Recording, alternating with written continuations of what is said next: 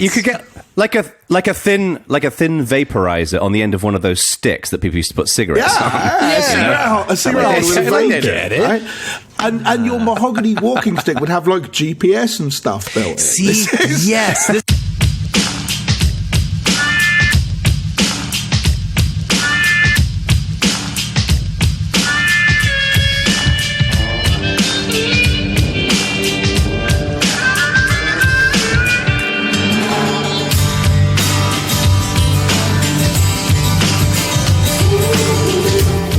Good morning, good afternoon, good evening, wherever you are. This is Bad Voltage, episode 60, which is just, I can't believe we've got this far. Thank you, people, for listening, by the way. I mean, it's if we're just talking to each other, it's just us hanging out, but the fact that you listen to this is always very nice. It is. We don't have Bryan for this intro. He's going to be around later on in the show. We had a bit of a jiggled show today where I got into the recording a bit late and Bryan had to take off a little earlier, so you can hear a bit of a mix. Jeremy and Stuart are the committed faithful that they usually are. There for the duration, yeah. There for the duration. What are we going to talk about, Jeremy? And one thing we're going to talk about is Brandon Ike's new privacy-focused, or as my two esteemed colleagues might say, privacy-focused browser called Brave. We're talking about Project Ara, which is a project to build a modular smartphone, or protocol for modular smartphones. Jeremy got a snazzy new Moto 360 Gen 2 smartwatch, and he's going to do a quick review of that, and we're going to delve into what we think about it. And recently, we've been to a bunch of conferences, Scale and LCA, and we're going to talk about what they're like and how they're better than a whole bunch of other places. And now, Bad Voltage.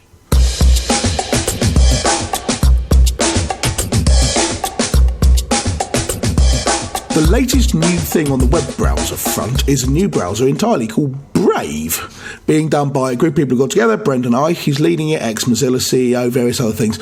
But what's interesting about it is that the approach that the Brave browser have taken is it's all privacy-focused. Essentially, you go to a website, if it's got ads on that site, and they're ads that try and track you across the internet, try and save information about you, include malware, that kind of thing, Brave quietly removes them like an ad blocker does, but then it replaces those ads with better ads, right? Ones which are properly performant, ones which don't track you, and therefore the site still gets revenue.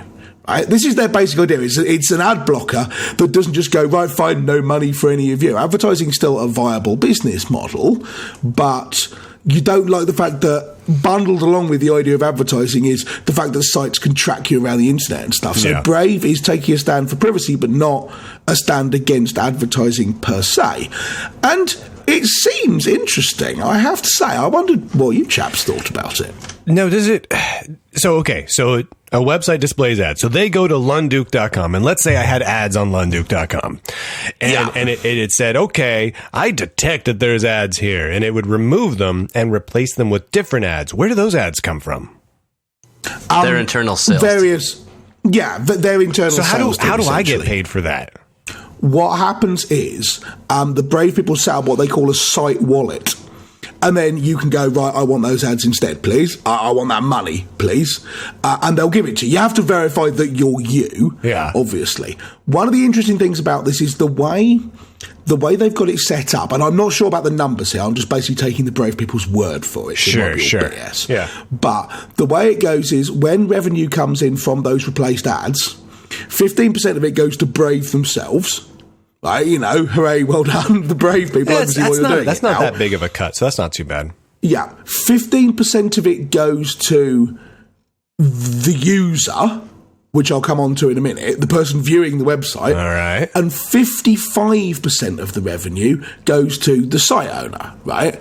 But apparently, according to them current ads, the ads that you're currently displaying on Lunduke.com only pay you about 45% of the money. Sure. So you should, in theory, see your ad revenue go up from Brave users. And that I don't know whether that's people truth. Actually use Brave.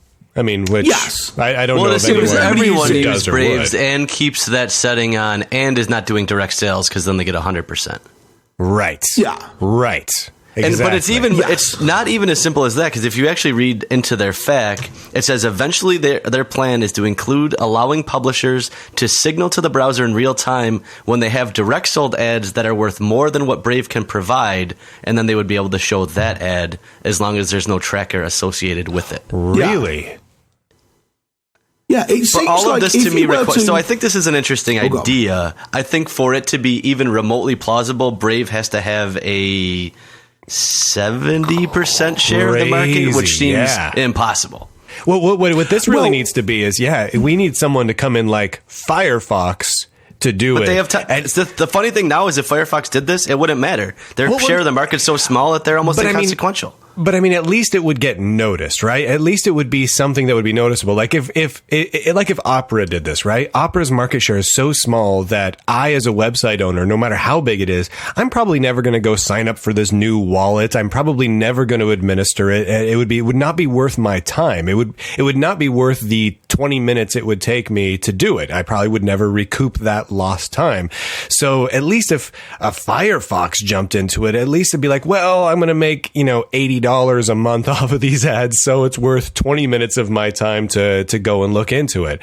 But I don't understand. Does Brave offer something else besides this? Is this Brave's claim to fame at this point? This is currently their big thing. It's about the ads. They remove them they remove them because of privacy, and because in general, ads which are doing a lot of tracking of you are also hell on legs for performance of your website. That's true. That's true. There have been quite a few recent articles looking at how if you go to some popular website, Huffington Post or The Verge or whatever, 80% of the data that your machine downloads is from the ads. The render time from I typed in the URL to I can see the site is sort of 13 seconds, and without the ads it's 2 seconds. And that's the kind of thing that Brave fixes, because the ads that they allow through are not only privacy respecting, but they also have to be performant, which is nice. The second do like thing, that. I like again, that. this is kind of related to the ads thing, but when I said that, when a replaced ad comes in, 15% of the revenue goes to the user. It doesn't go, as far as I can tell, you can't have that money as cash. What you do with it is it goes into a user wallet, and then you can choose on various sites, I don't want to see ads at all. I don't want to see Brave's replaced ads, no ads whatsoever. And then pay the equivalent sum out of this little wallet of yours.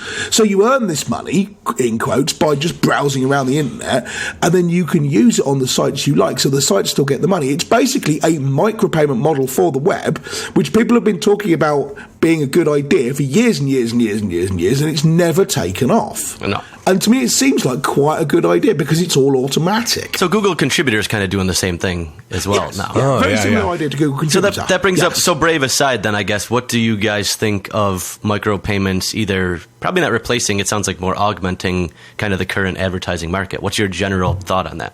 Honestly, I prefer it. I'm not a big fan of advertisements. I prefer I pitch in a few cents or a few dollars and I get services for it than I get advertised at. I mean, it's just more my thing. I don't know that most people feel that way, though. I think the broader people like things that are free and are willing to put up with some ads for it. And I think that's fine. I mean, I personally, I don't have as much of a problem with ads, but I do have a problem with ads that track me around the place. This is why I use Privacy Badger, the extension from the EFF, for exactly that reason. And Brave is just essentially Privacy Badger built into a browser. Hooray, well done. And this micropayment stuff seems on top of that. Now, I like the idea of the micropayments concept. I'm more than happy to say, okay, every time I view a page on this website, it costs me 0.002 cents or whatever. Yeah. No worries. But it's way too hard to set up. I don't want to have to go in and charge a thing or sign up for an account on that site every time. If there's one thing where I can just go, fine, deduct from PayPal $10 a month, and every time I go and see a site, it takes 1/100th of a cent out of that, and then and then that pays for my browsing for the month, and those sites get that. I think that's great. Kind of like a Netflix model where you pay a set amount per month. No one's come up with a central thing, because everyone who does that wants to own it. No one wants to do it as a kind of a service to the web as a whole, apart from the W3C Web Payments Group, who are still busy sitting around talking about exactly how this might work rather than building something.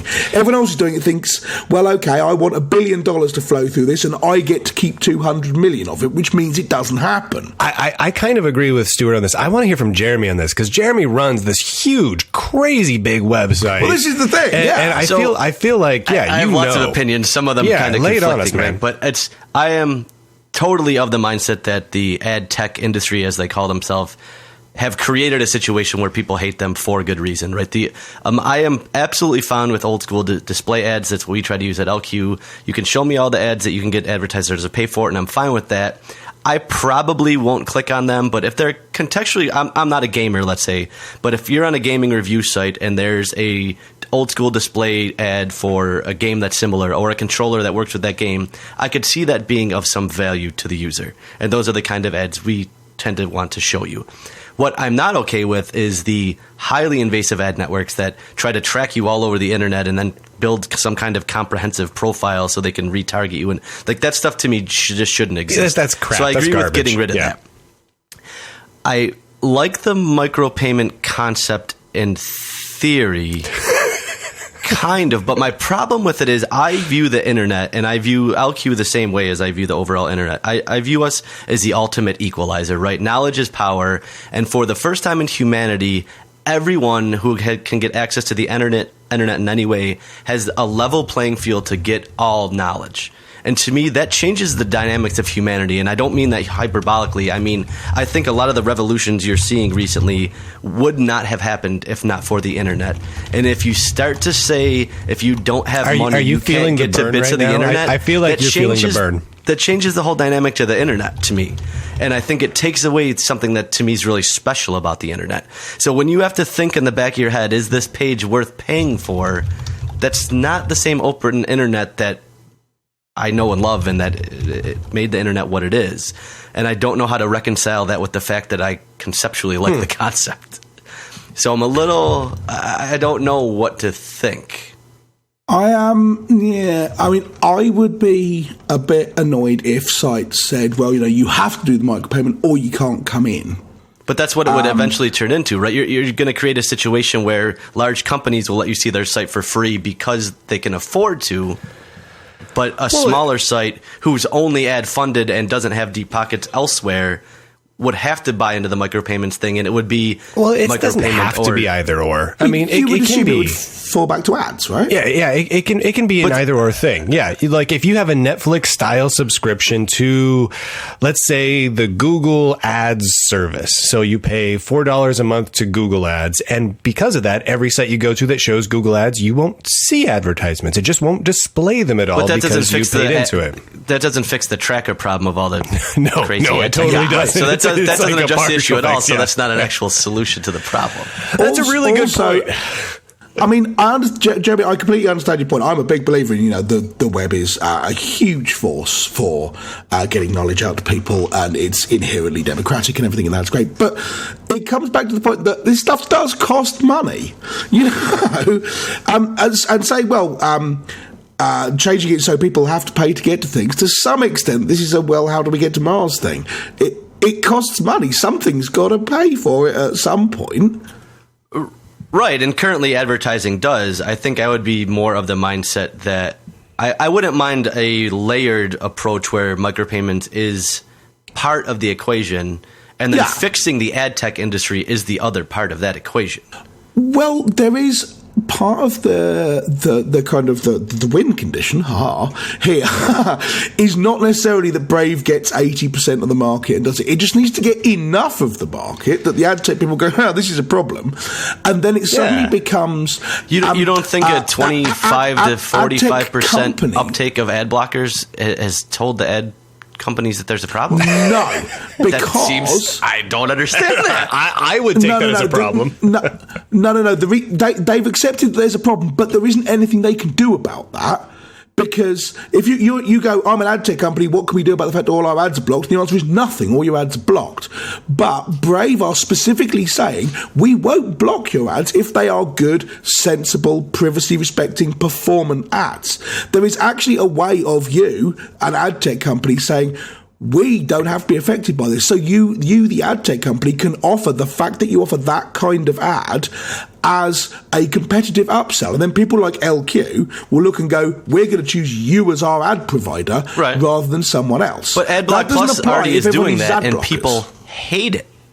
They are getting endless bullocking over having done essentially the same thing as the amount of vitriol out there for what they're trying to do, even though they haven't fully fleshed it out and they're saying, okay, maybe we went too far in one direction. We're opening it up to a board that isn't a third-party board that isn't related to us. People still are like, fine, I'll just use Origin. Right. And I think the problem is there's a huge amount of people right now that don't want to see ads and don't want micropayments and just don't care if a lot of content goes away. And I think that's a net loss. I think those people will care when the content goes away. I think but then it'll be too late. But then it'll be too late. So essentially, being all paternalistic about it, we've got to take a stand where we say, right, okay, you people are wrong. You don't know you're wrong, but you are wrong, and we're going to override you. So, I mean, this is obviously something I'll be watching closely. I'm curious how they do. I'm not yet convinced, but it's... I also thought their technology choice was interesting, right? You have Ike, who obviously has a massive amount to do with Mozilla. Yeah. The desktop browser is a Chromium app.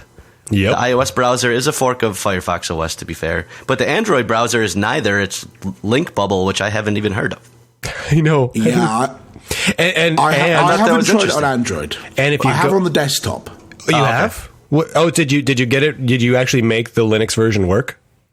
Yeah, I mean, I couldn't get the Linux version to work. Like me, for a technical person like me, getting the Linux version to work is pretty trivial. You just clone the thing from GitHub, npm install. Now, admittedly, I am not only a developer but a Node developer, and it is disappointing that it's not yet available for Linux. And I wouldn't suggest that someone who just wants to try this out does this. But if you're like a Node developer, like I am, getting it to run is trivial. Yeah, okay. Hopefully, there will be a download soon. There is for Windows and there is for macOS now, and I have moaned at Brendan Ike about this. And it doesn't even say the word Linux on their websites. You can get Brave for Windows, you can get Brave for OS 10, iOS, Android, and more. Sign up to be notified. I did say that. So, which kind of makes me want to never ever think about Brave ever again. They're dead to me. So, way to go, Brave marketing team. In their defense here, they don't currently offer it for Linux. Therefore, they shouldn't. Would you be happy if they had a thing on the website which said Linux or Android?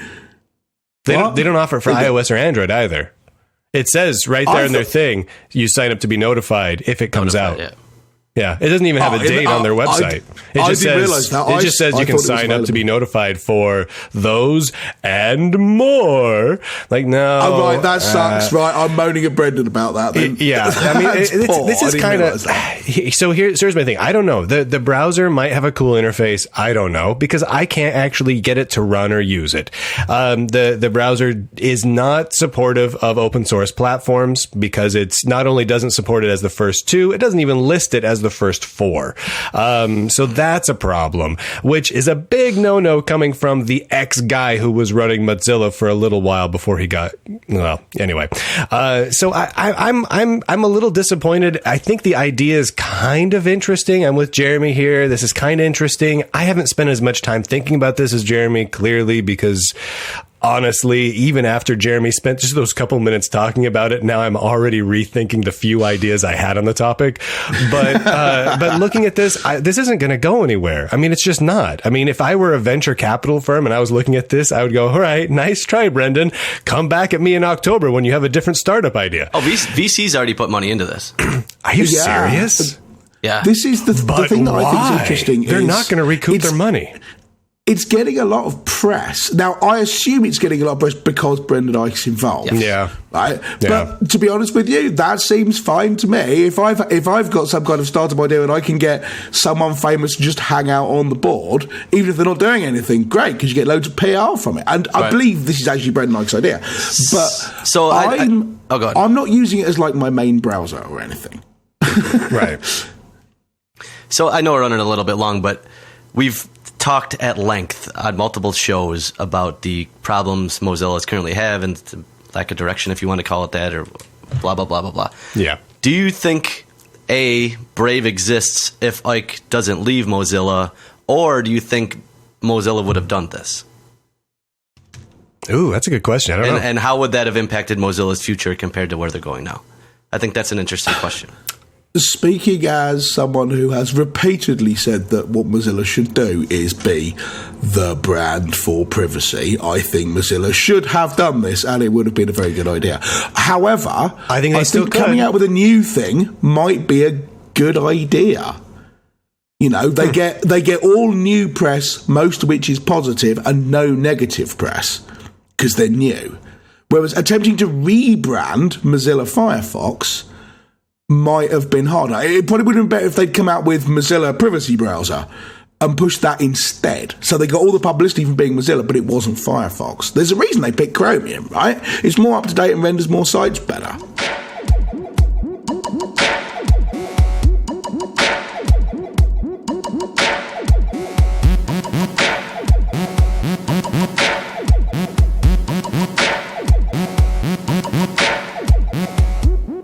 Both a watch aficionado and a huge tech enthusiast, I've not traditionally been super impressed with smartwatches. Sure, I backed the original Pebble, but the first few generations of devices in this category just didn't impress me. Subpar displays, laggy, unintuitive interfaces, and terrible battery life weren't the only issues.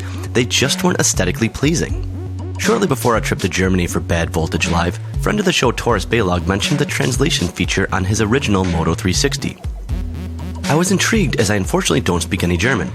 After taking a look at the Moto 360 Generation 2, or 2015 version as it's sometimes called, I saw a watch that actually appealed to me. Evidently, it's not just me, as I've gotten several comments on how nice the device looks from random enthusiasts since my purchase. The first thing you'll notice when you start to build your watch using Moto Maker is that there are quite a few options. You can choose from 42mm or 46mm faces designed in men's style, or a 42mm women's style. There are multiple bezel choices, the case is available in a variety of colors based on which style you choose, and there are myriad bands in both leather and metal available. The price ranges from $299 to $449 depending on which options you choose, but given the large number of variables, there should be something available for everyone. Moving on to specs, all models have Gorilla Glass, wireless charging, an ambient light sensor, heart rate sensor, gyroscope, accelerometer, are IP67 dust and water resistant, and have both Wi-Fi and Bluetooth connectivity. The smaller style has a 300 mAh battery that should last a little over a day, while the 46mm style has a 400 mAh battery that should last almost 2. In my experience, that estimate is pretty accurate but does depend on whether you utilize ambient mode. The wireless charger is a little stand that turns the watch into a small clock while it's charging, which is a nice touch. The watch does work with both Android and iOS, and it appears that Motorola plans to be a good Android citizen on the upgrade side, as I literally got the Marshmallow upgrade notification as I was writing this review. With specs out of the way, let's move on to using and wearing the watch. I've already mentioned that I like the look of the watch, but I should mention that it's also well built and comfortable to wear. Getting notifications on your wrist does come in handy at times, and not having to reach for your phone to check your calendar is nice. You can dictate text messages to the watch, but I just don't ever see myself doing that. But to be fair here, I also don't do that with my phone. The Google Now card implementation is both intuitive and useful, and the translation feature that led me to first look into buying the watch works as advertised and did come in handy on multiple occasions. Google Fit and Moto Body functionality is also there for those who are interested, although do keep in mind that Motorola has a dedicated smartwatch, so if that's an area that interests you, you'd probably want to look into that. Overall, I like the device more than I anticipated, but there are some downsides.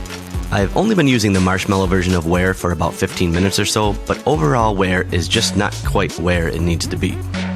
It is getting closer though, and I'd say they're probably only a couple iterations away, and do keep in mind this isn't specific to the Moto 360.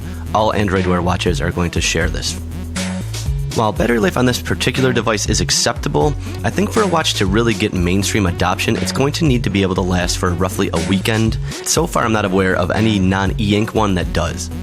I should note that while the original 360 was the first round smartwatch, both it and the Generation 2 model I'm talking about here have a small notch out of the bottom part of the display that has derisively been nicknamed the flat tire. While it doesn't bother me that much, it seems to drive some people absolutely bonkers. Competing round watches from LG, Samsung, Huawei, and others do not have the tire. So, what's the bad voltage verdict? The Moto 360 Generation 2 is a sleek, well-built, reasonably priced device with enough customization options to appeal to traditional watch enthusiasts. If you've been holding out on getting a smartwatch, it may well be time to take another look.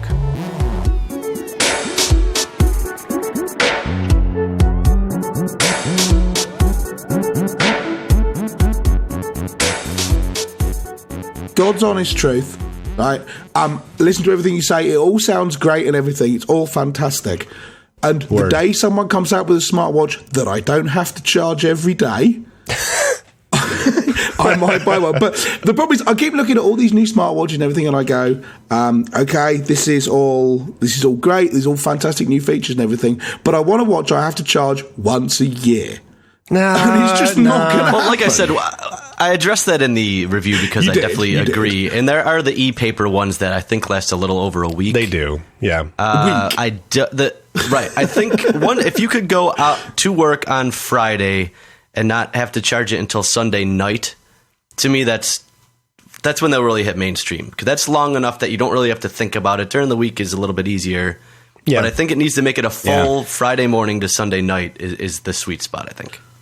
I'm not so worried about the charge. Within the Go ahead, Jono. Go ahead. I want to hear what Jono Bacon I was going to say, has to say. Everyone does. It sounds like within look, there's a set of limitations within smartwatches today, right? Battery power isn't very good. You have to have them tethered to your phone, etc., etc., etc. But it sounds like from your review that within the parameters of the limitations of the technology today, this is actually a pretty damn good implementation of a smartwatch. It sounds like definitely on the upper end, because I've had a couple of them, a couple of smartwatches in the past that have been the Samsung ones. I think it's a decent enough implementation that looks good enough that I'm willing to put up with it. Right. That's good. That's good. But it sounds like there's only so far that they can go with the technology. This doesn't have to be tethered to a do so much with what they got because it has Wi-Fi. If you've previously connected to that Wi-Fi, it works by itself without your phone, which is nice. I like that. See, that's very cool. This is where it starts to get me interested because I don't have a normal phone. I don't have one. I don't have any intention of buying a cell phone, right? So that's a kind of a big deal for me. The only thing stopping me from this, because you're right, this one it looks nice. It seems to have the functionality that I was waiting for from that first generation of Android watches. I want a really, really dapper looking pocket watch version. That's what Bryan wants, because I can't handle having a friggin' watch strapped to my wrist. You know, when you put the stupid watch on your wrist and you take it off at the end of the day and you're left with this sweat line and it's all funky and gross between your skin and the watch. You guys know what I'm talking about? Yeah. You're out going for a jog and it's all weird. I have no idea, and I wear watches all the time. All right, maybe I'm significantly more disgusting than the average person, but it gets gross on my arm. All right, is what I'm saying. What are you using for a band? I just don't like it. It feels chafy. It feels chafy. So I like pocket watches. I don't wear wrist watches. I like to put on my blazer. I like to put in a pocket watch, preferably throw in my monocle in my eye and do my business. Go out and be a dandy out on the town. Benjamin Disraeli. Given the prevalence of hipsters these days, I would imagine it's only a matter of time before there is a pocket smartwatch. There's no reason why someone couldn't do it, right? Yeah, I mean, it seems like you could, because there's custom wristbands already. It seems like someone could come up with a custom shell for it or something like that. But if someone has something like that, and I can put a little pin in my lapel and pull it out and go, my Android watch says, then I'm absolutely on board. I think with this one being the first one that has got my attention.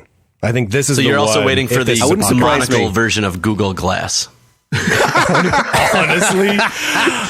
Honestly, I would have paid twice what the Explorer program had to pay if they could give me a monocle version of that. I absolutely would. I love the idea of like technology that's its entirety is based upon like a lawyer in a 1930s set movie, right?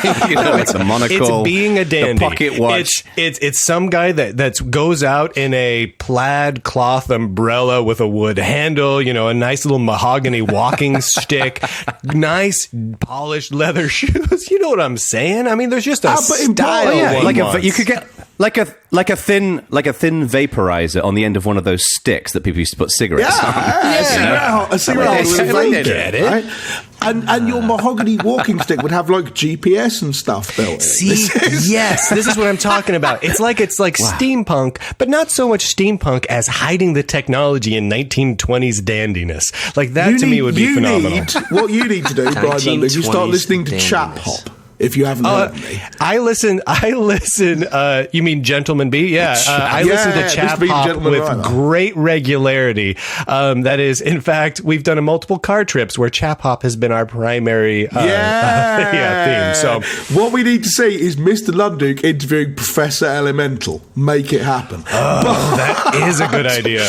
Anyway, meanwhile, on the watch thing, one of the things I like about it, not that I'm going to buy it because, one day battery life, plus I have a beautiful watch and I don't need a smartwatch, but it's actually pretty. The Motorola people have done a really good job because watches, phones, you can sort of think of them as kind of personal jewelry and you want nice looking ones. Yeah. But in practice, they're always going to look a little bit industrial. But a watch is nothing more than being attractive. Right, that's what it's for. Also telling the time. I've heard they tell time and such. Yeah, but you could tell the time off a $1.99 digital watch. The only reason not to buy that is because you want something pretty.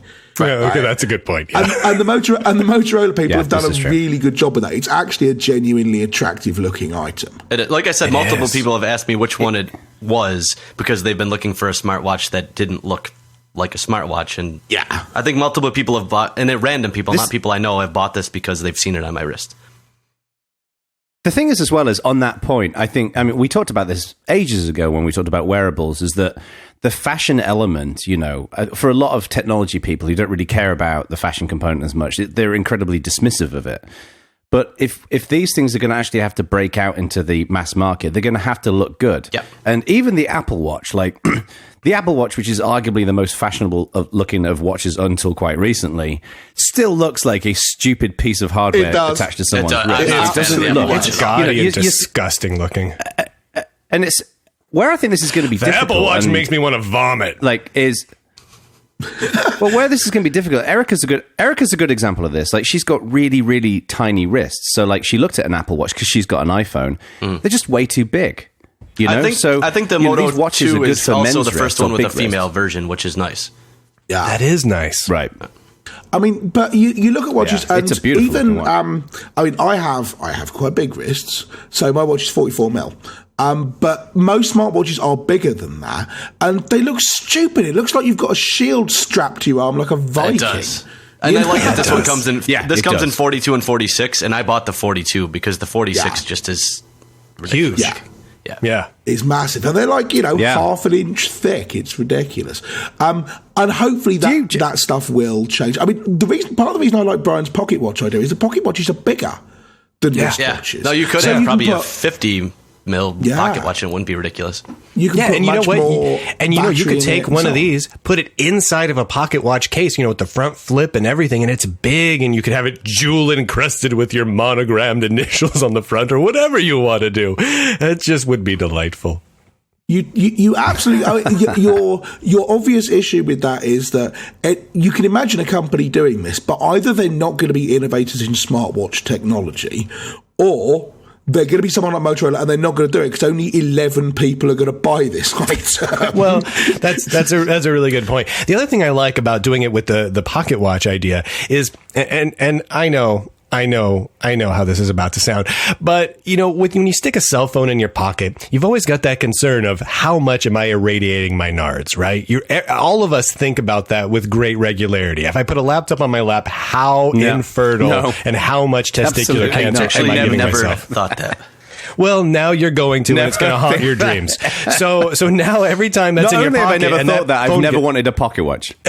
So, or when you stick a wristwatch on your wrist that now has Wi-Fi, you're kind of thinking, what's going to happen to those spots of my wrist, right? Whereas a pocket watch, it's a little more mobile. You can move it between pockets. You don't have to irradiate one single part of your body. I know that sounds weird, but it's something I'm going to worry about. I wanted to be more flexible. Two important points about that. First of all, your pocket watch goes in your breast pocket, which is where your heart is, which is considerably more important than your nads, because at least with your nads, you've got a spare one if you break. That's a good point. That's a good point.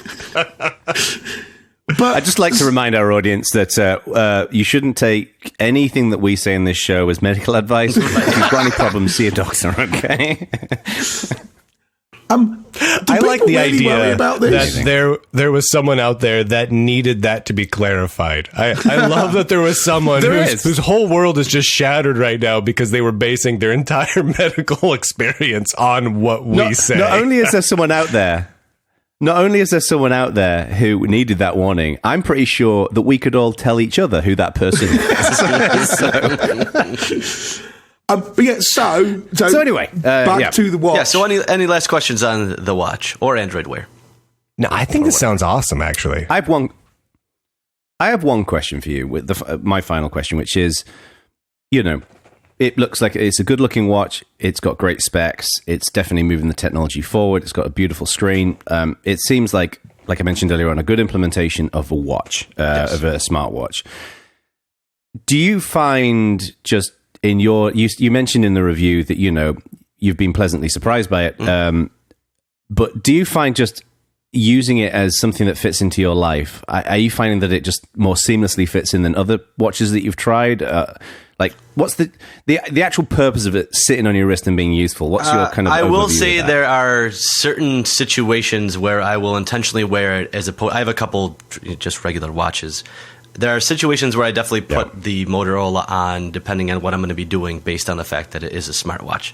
So I think that I don't wear it every day. I don't wear it nearly every day, but I definitely do cognizantly sometimes wear it solely because it is a smartwatch. And I think the other thing that's interesting about where we are with smartwatches, you're seeing companies like Tag make them now, and you're seeing traditional watch companies starting to integrate just some of that in there. So I think in probably third generation or definitely fourth generation watches, they're going to be genuinely useful on a day-to-day basis and be from I think Motorola will struggle to keep up once Tag and all the other companies make it a reasonably priced one. It would be nice if companies who aren't Tag Heuer get involved on the grounds that their watches are eye-wateringly expensive already without an ARM CPU in them. So they make one smartwatch and it's like $3,000. Yeah. And I would want that if it was a pocket watch. Yeah. Cool. Well, there we go. Thank you for the review, Jeremy. I think sounds like we're all actually I'm actually kind of interested in going out and buying one of these from listening to you. Really? I'm genuinely quite cool. Yeah, I sat down and thought, do I want a smartwatch? And after some serious analysis, decided, no, I don't. But it's a toy. Serious analysis that lasted 3 seconds. Yeah.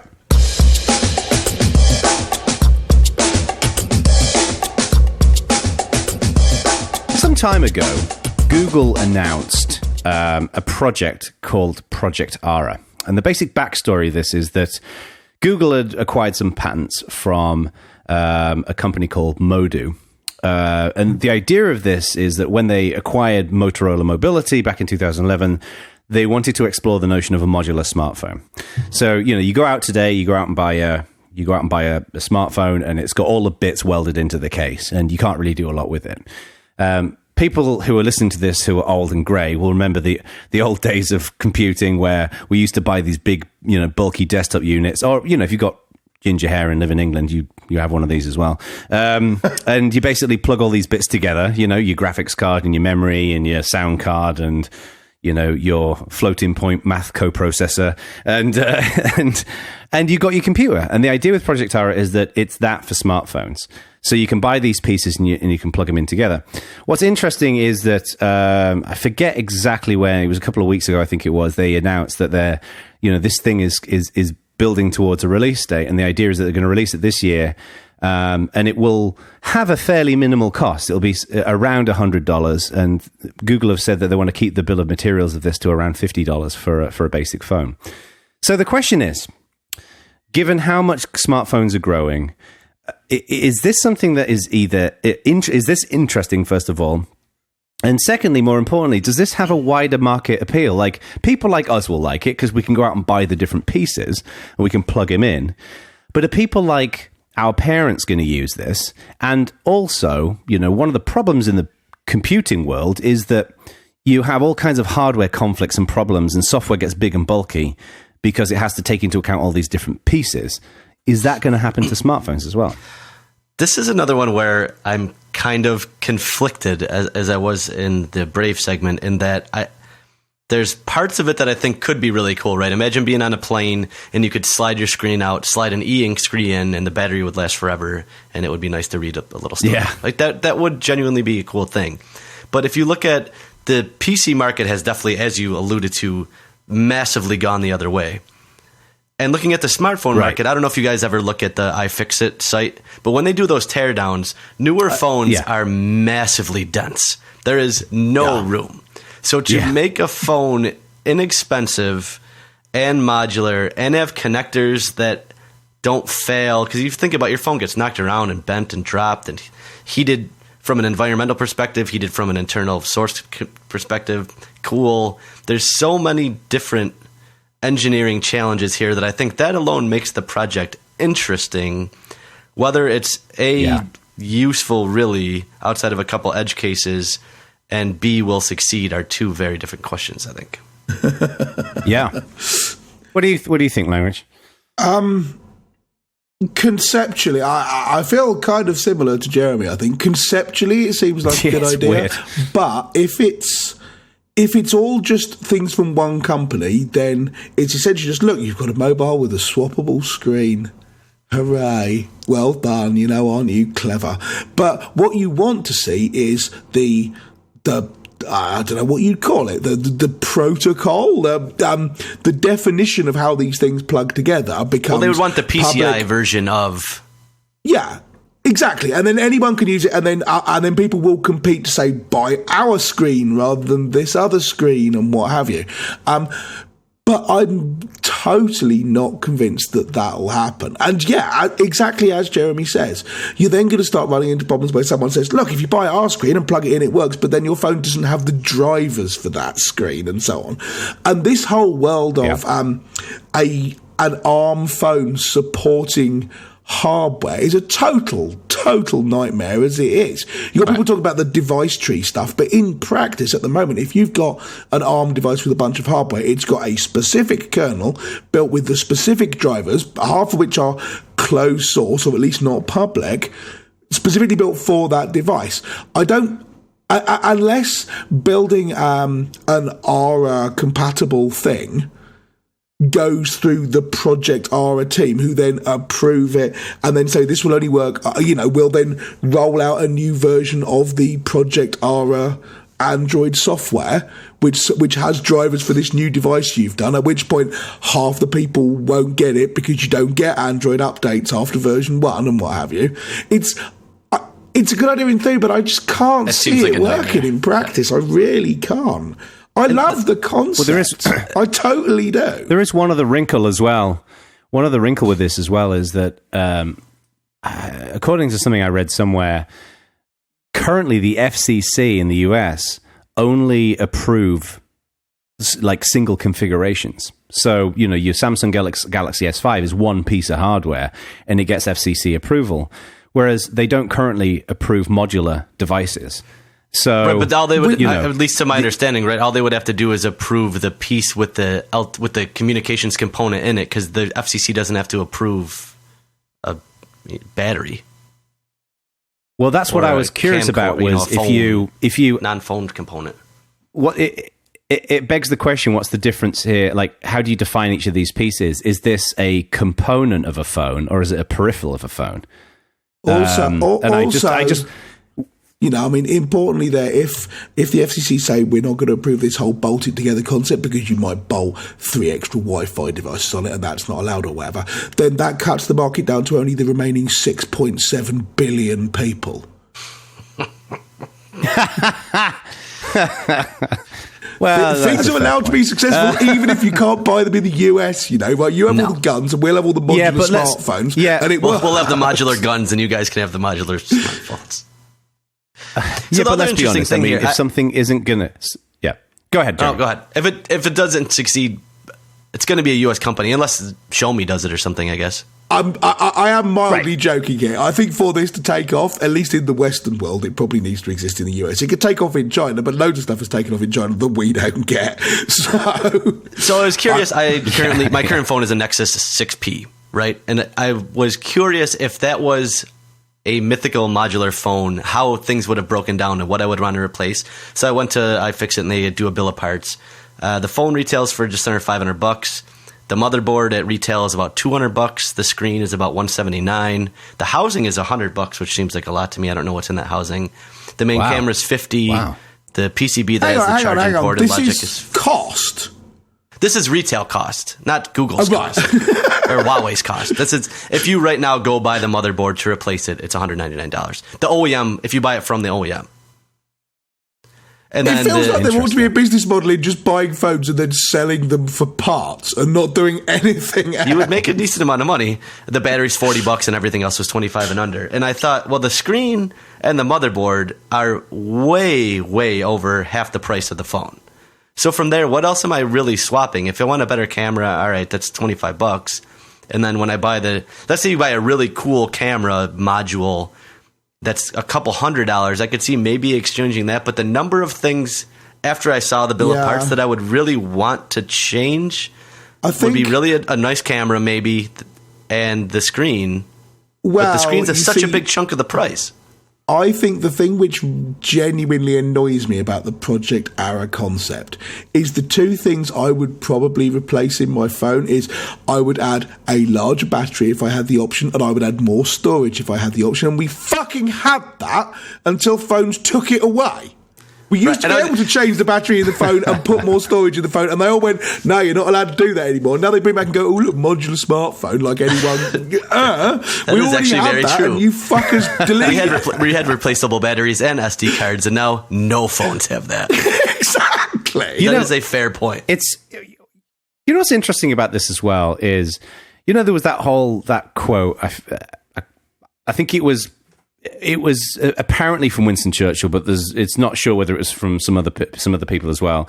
That if you're not a liberal at 25, you've got no heart, and if you are not a conservative at 35, you've got no brain. Yeah, it makes me think of if we were having this conversation 10 years ago or 15 years ago, I think we would be all over this. Yes, we would love the notion of this because we'll be looking at absolutely from the ability for this to impact the technology world. Like the kind of people who love playing around with Raspberry Pis would love something like this. Right. But today, with either the benefit or the problem of hindsight, it feels gimmicky to me as a notion. Like, this principle that it could drive down the cost of phones for developing nations. Like we're already seeing really cheap phones in developing nations that are just single configuration. Right. So yeah. I wonder whether the fact that we're older is affecting the way we're looking at it. It absolutely does. You're right. That segues nicely into a thought that I actually had about this, though, is that are they doing the project overall a disservice by calling it a phone? If this was just a really cool natural progression of hackable hardware, and does the modular concept then become more interesting? One of the modular things you can buy is a phone module. Correct. But if it was just a general computing modular interface, is that concept more interesting to you, given the is it more interesting perspective? Is it more interesting to us? Maybe, but we're the sort of people who might buy a Raspberry Pi. Is it more interesting to people in the street? I don't think so. People do. Although, if you say to someone, your phone that's in your computer, that's in your pocket. It's a computer. It's a really powerful computer. It really is. It just happens to do phones as a side effect. This is the truth, but no one actually thinks of it like that. And attempting to fix that is a lost cause.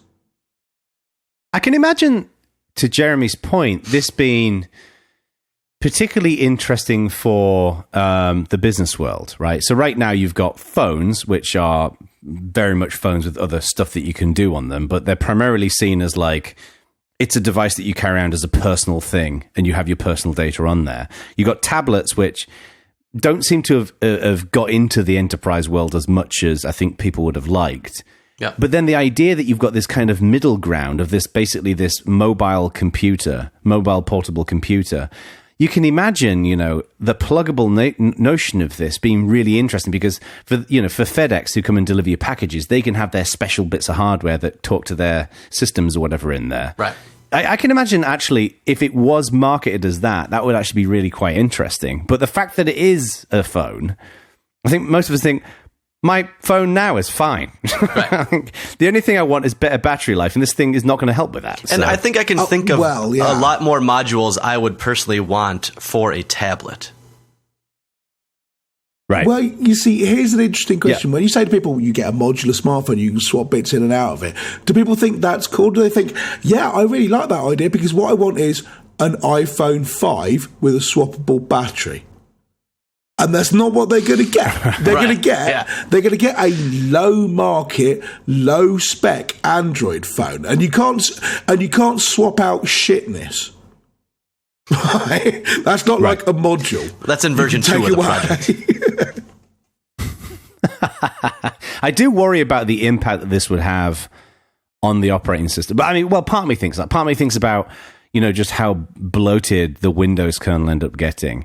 But then Linux deals with thousands of devices and does it fairly elegantly. I'd be curious to see actually how the Windows, the Linux kernel today, how efficient that is compared to the Windows kernel at a similar time, like yesteryear when it supported a similar number of devices, to see how different it is. Because my worry would be Android is fairly big as it is, that this wouldn't make things any easier.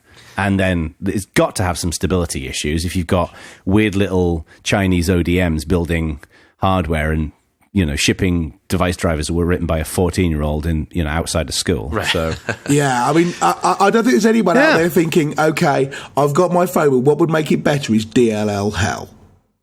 So you guys clearly think this is too modular. What do you guys think of the LG Magic Slot? Which is kind of a middle ground between what? So LG just announced their next flagship is going to come with a slot on the bottom that they're going to sell a wide range of accessories for. So it's got the phone itself will be fused. Slot. But what they called that a magic slot? I don't know what the actual. But the examples were a high-end camera, an audio amp, and a physical keyboard are going to be the first 3 projects. It's basically a PCMCIA slot, right? I would have thought it was basically just a USB-C but that's what slot. Who knows? But yes. Do you guys think that? Interesting.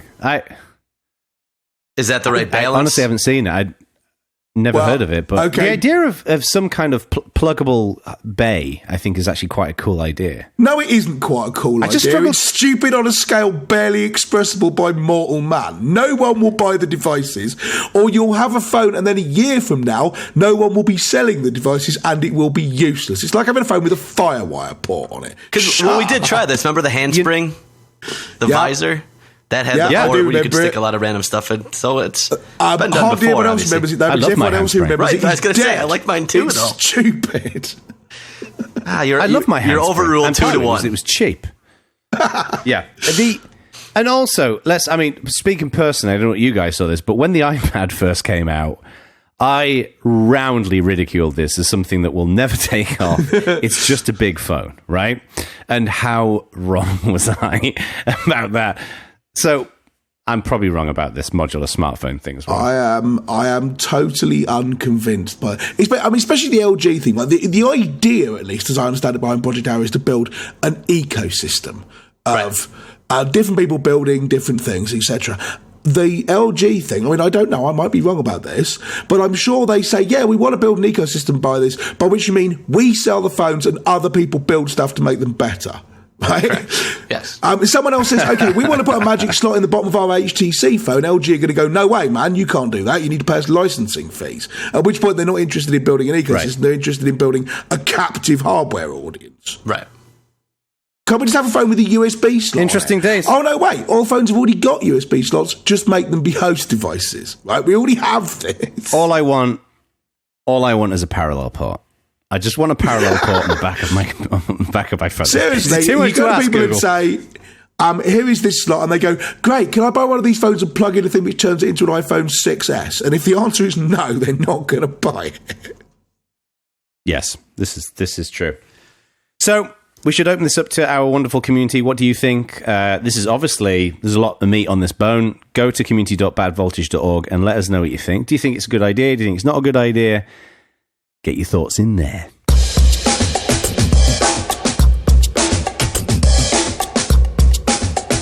So as regular listeners will know, we just got back from Los Angeles, actually I guess Pasadena technically, to do Bad Voltage live in a 10 scale. And then a disconcertingly short amount of time later, Jono took off to go to Australia, to go to LCA, which is quite a flight to not have any time to recover from.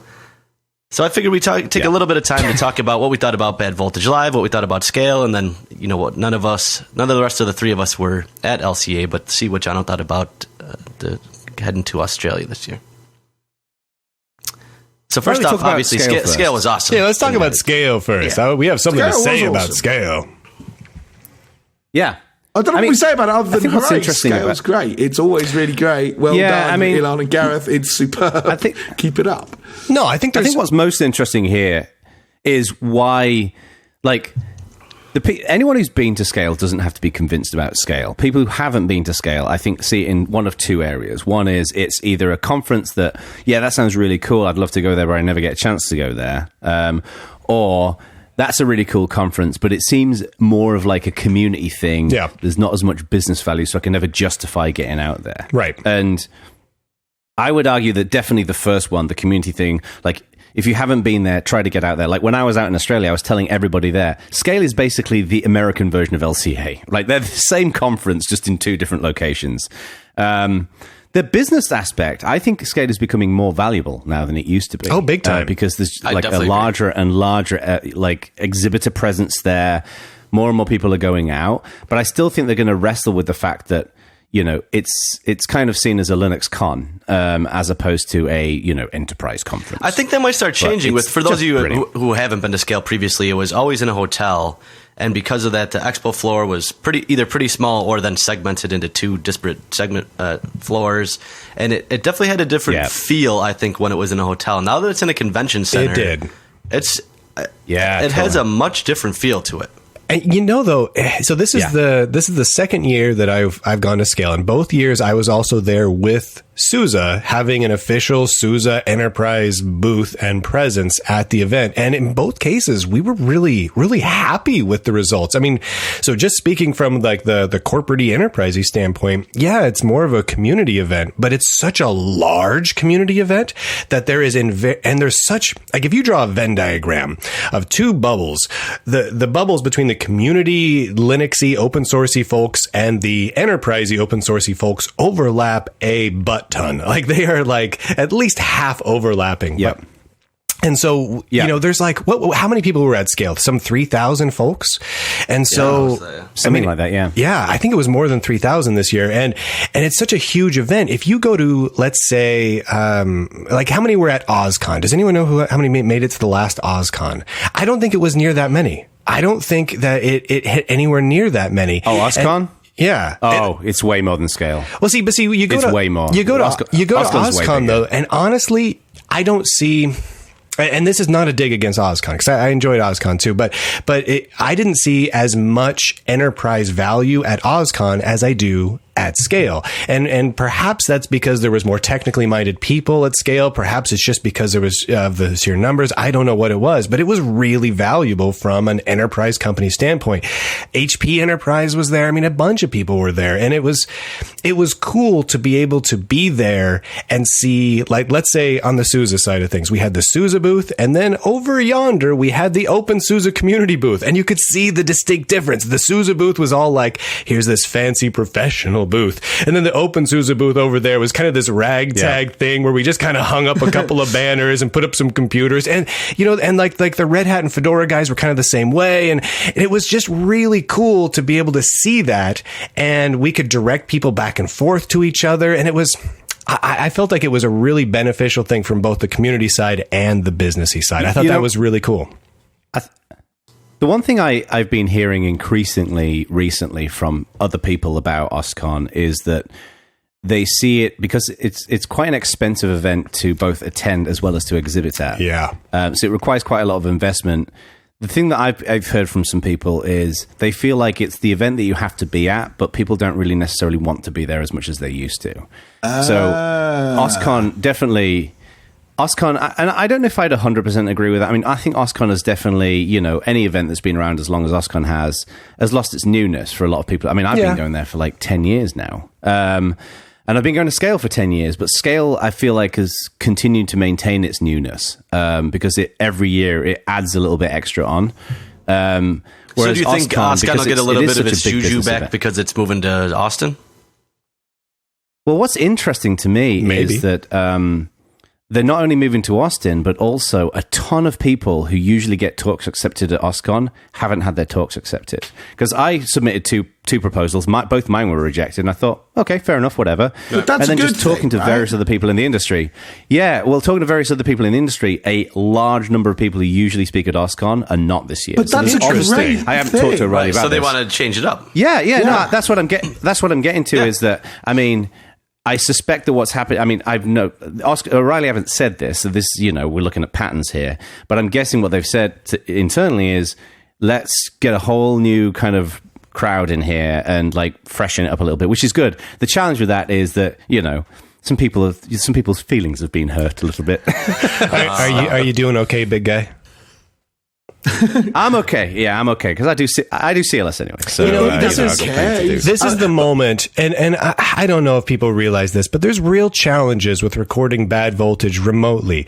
Right now, we're sitting here on a video conference hangout, and clearly, Jono Bacon needs a hug right now. He needs a big hug. I do. And I'm looking at my other two co-hosts, and all of us feel terrible. We're just sitting here looking at these poor puppy dog eyes with the soul patch underneath it, and we just want to be there for our friend, and we can't. And it pulls at the heartstrings. I just feel like I'm not loved as much. And, well, that likely is true, but you still deserve a hug from time to time. Yeah. Do. So okay. So back to Scale. So back on Scale. So Scale is amazing. I mean, it's large, and I think one of the cool things about Scale, tying into what Jono was saying about OSCON shaking things up, is they take risks. They put Bad Voltage on the stage. They put people like me up on the stage, and ridiculous things are done. Swear words are said, and then at the same time, really professional people come in and do professional things at the same time. And so it's kind of diverse, and it's interesting, and it's exciting. What's LCA like in that standpoint? Because I've always been interested to go, but it's so far away. It'd be so expensive for me to go. I've never have. I've never been. Obviously, Brian just said he's never been. Have you been, Ak? No, I've never been. So just Jono's been. This is the second. The last time I went to LCA was way back in 2007. So I haven't been for a long time. It's in Melbourne, right? It moves. Well, they basically the way it works is it's kind of like how the Guadec events worked, the GNOME conferences, where you have like a new organization team each year. So they move it around Australia, and they've had it in New Zealand as well. Interesting. So this year they had it in a place called Geelong, which is about an hour outside of Melbourne, which is like a little seaside town. Beautiful place.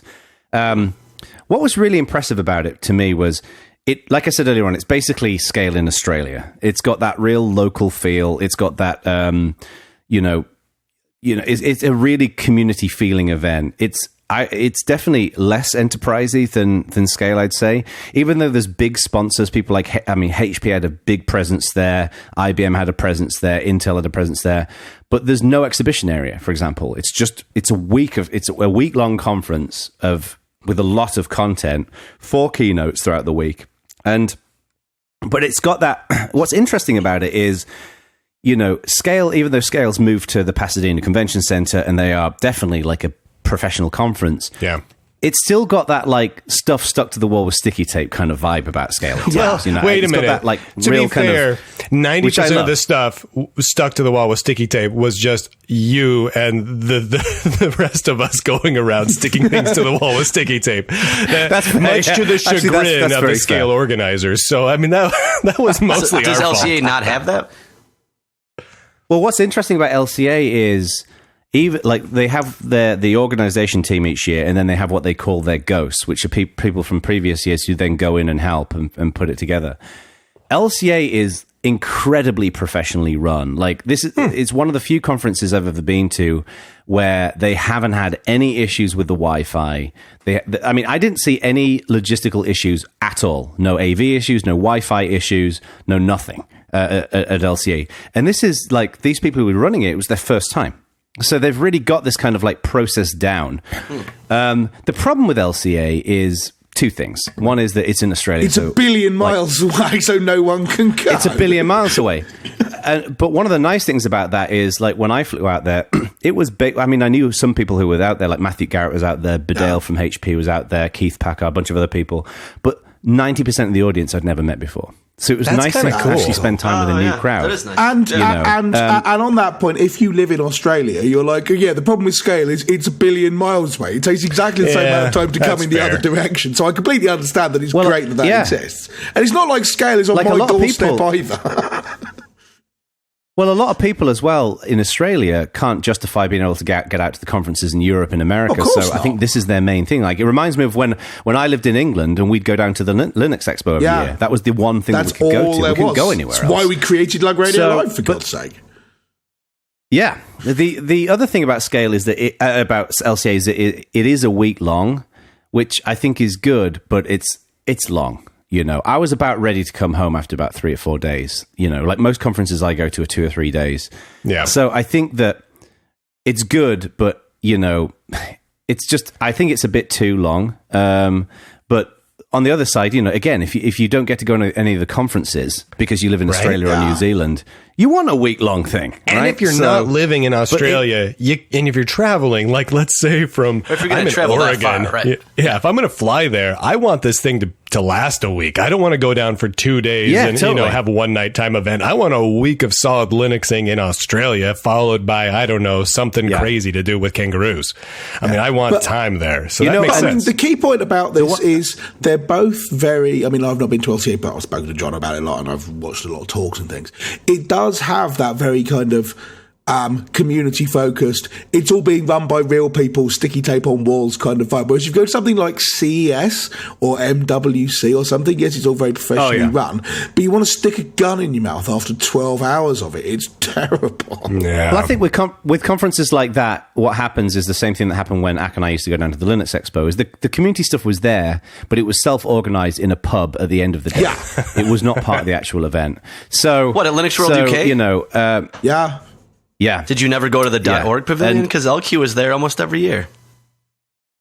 Well, we'd go down there, but there was like... You didn't like the .org pavilion? They were the cool kids, and they were way too cool for that. It was good, but like people didn't really get together and hang out with each other. All the time people went to the... All the time I joined Linux World UK was in the Hand and Flower, the pub across the road.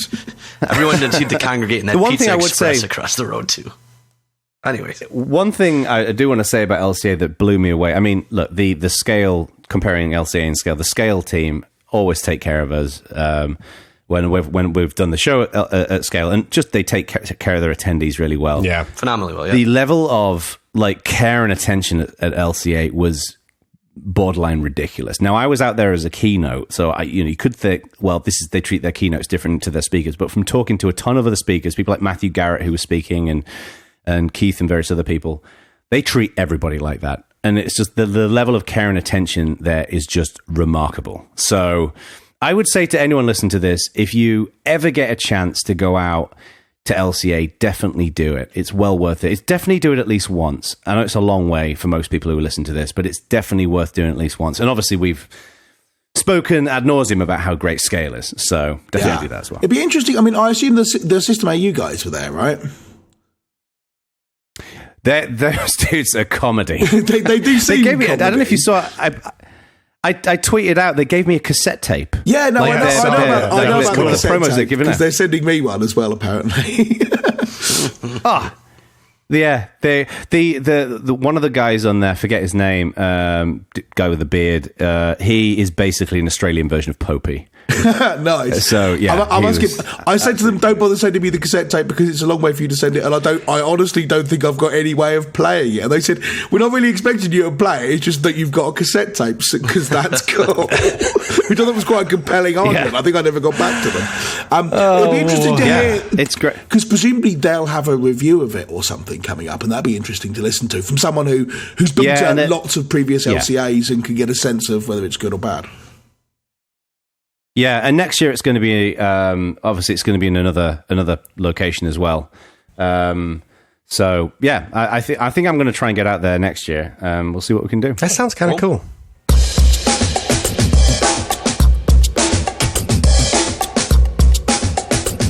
So that was the show. Thank you very much. Sorry, Brian's not here, but we can goodbye. we could abuse him without him being here, I think. One thing we should do, actually, those of you who have watched the live show that we put out last time from Scale will be aware that there's no way we could have done it without the sponsors, and we'd like to say a thank you to them here while we have the chance. So massive thank you, yeah. Massive thank you. Thank you very much to Lino, to Microsoft, to Pogo Linux, to Ticketmaster, to Czar Reason, and to Scale themselves for helping us put on a live show, which is really, really brilliant of them. They're not only supporting open source, but they're helping us get the word out and everything, and we genuinely appreciate it. Thank you very much, people. We do. Big round of applause I just want to say on that note as well. Yes, very good. Thank you. Thank you, sponsors. I just want to say as well that with every single one of the sponsors, bar none, they were all incredibly excited and supportive of the show. Like, this wasn't just, we'll pay for our logo to be up on the stage, but we don't actually give a crap about what you're doing. Every single one of them was really, really supportive and really jazzed about being involved. So, these people not only helped to make the show happen, but they were really cool about it as well, which is, I've dealt with a lot of sponsors in the past, and you don't always have that experience. So, and I think one thing to kind of dovetail into that, most of the sponsors, I saw multiple people from that company in the crowd at the show, which is really cool. Which is cool. Despite the somewhat wobbly AV at the beginning, which was, oh my God. That was stressful for like the video. Those of you who've been out and watched the video, like, you can follow us on, like, it's up on our YouTube channel, youtube.com/badvoltageshow, I think it is.